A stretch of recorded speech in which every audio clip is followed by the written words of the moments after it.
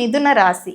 So நான் சொன்ன அந்த 5 ராசிக்காரங்களுக்கு அதிர்ஷ்டம் தரப்போகுது, இந்த கஜலட்சுமி ராஜயோகம் தரப்போகுதுன்னு சொல்லியிருந்தேன். ஸோ அதில் 2வது ராசியாக இந்த மிதுன ராசிக்காரங்க தான் இருக்காங்க.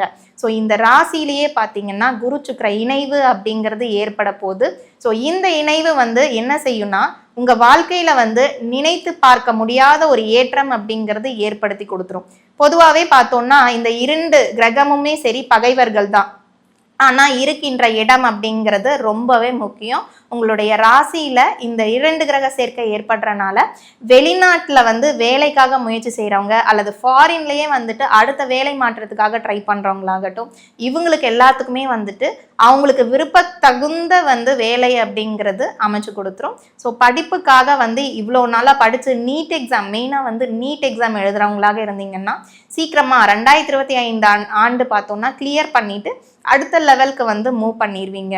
ஸோ படிப்புக்காக ஒரு ட்ராவல், வெளியில் ஹாஸ்டலில் தங்கி படிக்கக்கூடிய நிலை அப்படிங்கிறது இந்த மிதுன ராசிக்காரங்களுக்கு அடுத்த வருடம் ஏற்பட இருக்கிறது.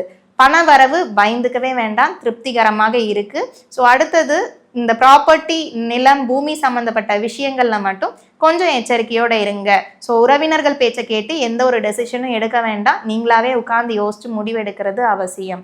குழந்தை பாக்கியமாகட்டும், திருமண தடைகள் ஆகட்டும், உங்களுக்கான வரன் உங்களை தேடி வந்துடும். குழந்தை பாக்கியத்துக்காக நீங்க முயற்சி செஞ்சுட்டு இருக்கீங்க, குழந்தையின்மையாவே இருக்கு, திருமணமாகி 10 வருஷம் ஆகுது அப்படின்னு இருக்கிறவங்களுக்கு எல்லாமே மருத்துவத்தின் மூலமாக குழந்தை பாக்கியம் அப்படிங்கிறது கட்டாயம் அடுத்த ஆண்டு கிடைக்கும்.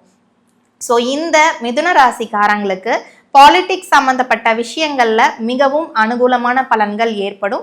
யார் யாரெல்லாம் அரசியல்ல ஈடுபாடோட இருக்கீங்களோ அவங்களுக்கு அடுத்தடுத்த பதவிகள் அப்படிங்கிறதாகட்டும், ப்ரமோஷன் ஆகட்டும், இந்த மாதிரி ஸ்டேஜஸ், அப்கமிங் ஸ்டேஜஸ் நல்ல ஒரு வளர்ச்சியை தரக்கூடியதாக இருக்கு. ஸோ இந்த மிதுன ராசிக்காரங்க பரிகாரம் அப்படின்னு பார்க்கும் பொழுது ஒவ்வொரு வெள்ளிக்கிழமை அன்றுமே சரி உங்கள் வீட்டுக்கு பக்கத்தில் இருக்கக்கூடிய அம்மனுடைய ஆலயத்துக்கு போங்க. அங்கே போயிட்டு வெண்பொங்கல் பிரசாதத்தை வரக்கூடிய பக்தர்களுக்கு விநியோகம் செஞ்சுட்டு வாங்க. ஸோ இதுவே ஒரு சிறப்பான பலன்களை உங்களுக்கு ஏற்படுத்தி கொடுக்கும். ஸோ 2025 ஆண்டு பார்த்தோம்னா மிதுனம் 2வது ராசியாக கஜலட்சுமி யோகத்தை பெறப்போகிற ராசியாக இருக்கு. ஸோ எந்த ஒரு கவலையும் வேண்டாம்.